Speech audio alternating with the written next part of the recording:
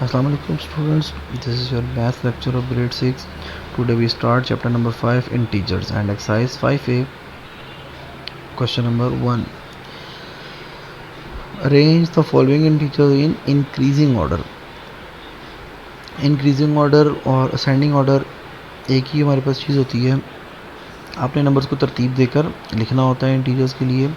और इंटीजर हमारे पास सिंपल जो होते हैं ना, वन बाय वन नंबर्स को कहा जाता है. और आपके पास में सीक्वेंसेस भी आता है कि आपके पास एक नंबर होता है, एक फॉर्मेट चल रहा होता है, 1 का गैप है, 2 का गैप है, समथिंग जो भी है, आपने इस चीज़ को फॉलो करते हुए करना है. और इसके अंदर हमारे पास होता है कि इंटीजर्स के अंदर कि हमने हमारे पास वो नंबर कौन सा बड़ा है, कौन सा छोटा है, ग्रेटर दैन, लेस दैन, ये चीज़ें आगे हमारे पास स्टेप बाय स्टेप एक्सरसाइज में आती जाएंगी.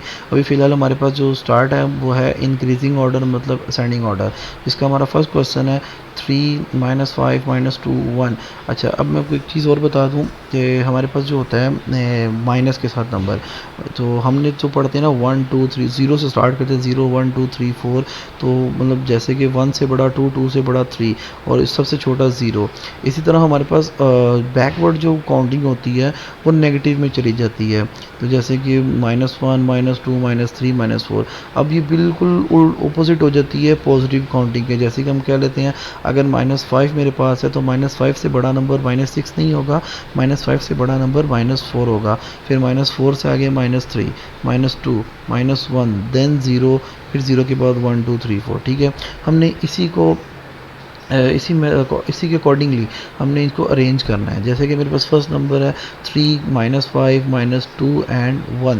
अब हमने इसको सबसे पहले सबसे छोटा नंबर इसमें जो है वो लिखना है. तो इसमें सबसे छोटा नंबर मेरे पास क्या होगा, तो पहले नेगेटिव 2 नंबर है, तो उसमें एक छोटी सी चीज़ एक और के नाम है, आपको आसानी के लिए बता देता हूँ.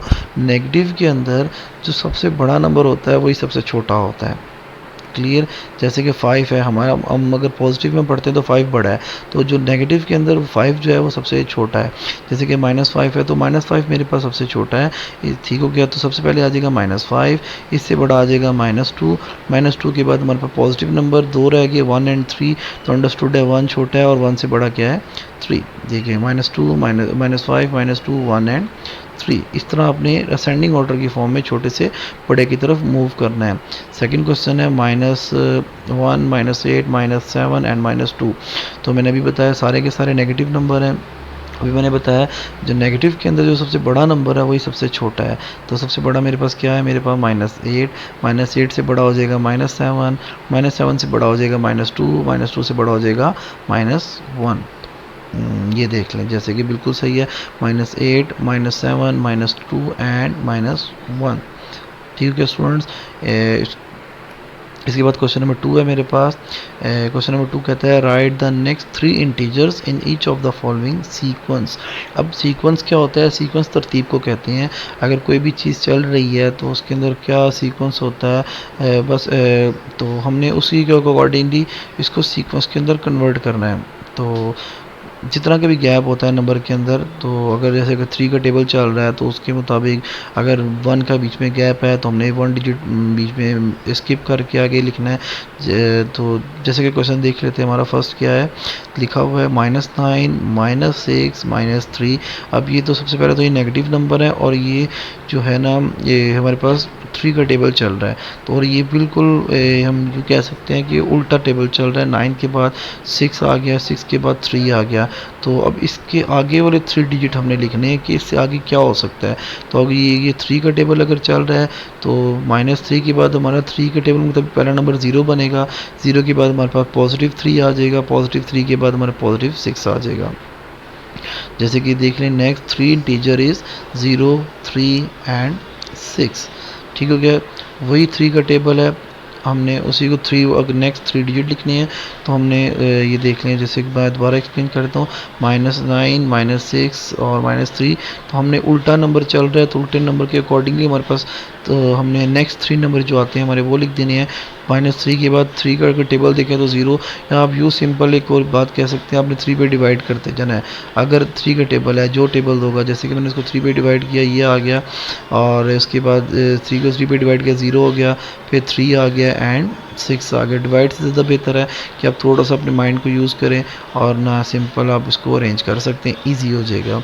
क्वेश्चन नंबर 2 भी है। क्वेश्चन नंबर 2 में लिखा हुआ है 7 4 1। अब ये कि कौन सी सीक्वेंस, इससे आगे क्या नाम है, नंबर कौन से हो सकते हैं, क्योंकि ये तो कोई टेबल भी नहीं है और ना ही कोई ना इवन नंबर है ऑड नंबर कुछ भी नहीं है। अब हम इसको देखते हैं क्या इसके अंदर क्या अरेंजमेंट है। जैसे कि 7 7 और 4, अगर मैं 7 में से 4 को माइनस करता हूँ तो मेरे पास बचते हैं कितने नंबर, 3 नंबर बचते हैं। ठीक हो गया, तो मतलब इसमें 3 का गैप है। इसी तरह मैंने यहाँ पे क्या किया, मतलब 7 में से 4 गया, 3 का नंबर गैप आ जाता है। तो हमने यहाँ पे क्या करना है, तो जो 3 आया था मेरा, हमने उसी के अकॉर्डिंगली अब इसको सॉल्व करना है। 3 3 गैप, या जैसे कि 7 माइनस को आप रहने दें, हम क्या करते हैं 7 6 और 5, 2 नंबर स्किप किए बीच में से, तो 4। ठीक हो गया। उसके बाद 4 के बाद हमने 4 से पीछे 2 नंबर स्किप करते हैं, 3 एंड 2, दोनों को स्किप किया तो मेरे पास आ गया 1। ठीक हो गया। अब यहाँ से 1 से पीछे हम 2 नंबर स्किप करते हैं तो वो कौन से बनते हैं, 0 एंड 1, तो मेरे पास आएगा 2 -2, सॉरी, क्योंकि ये पॉजिटिव है तो ये उल्टा चल रहा है, तो ये हमारे पास नेगेटिव में जाएगा नंबर, तो -2 के बाद हम फिर 2 नंबर स्किप करते हैं, तो -2 के बाद दो नंबर जब स्किप किए तो -3 और -4 स्किप हो जाएगा, तो आ जाएगा -5। फिर -5 के बाद हमने फिर 2 नंबर स्किप किए तो कितना हो जाएगा, -5, 6 भी स्किप हो गया और -7 भी स्किप हुआ, तो मेरे पास आता है -8। तो ये मेरे पास स्टूडेंट्स था इसका सीक्वेंस। ठीक हो गया स्टूडेंट्स। और अगर आपको क्या नाम है अभी भी फिर भी किसी किस्म का कोई इशू मतलब कि हो, तो आपको एक और मैं छोटी सी चीज़ बता देता हूँ। जैसे मैं जो माइनस वाला तरीका बता रहा था वो भी देख लेते हैं।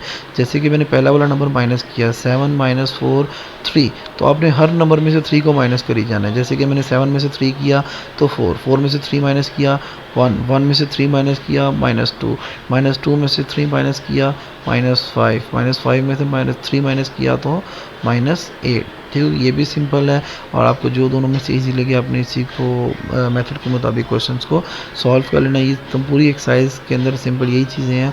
उम्मीद करता हूँ आपको समझ आ गया होगा स्टूडेंट्स। Thank you.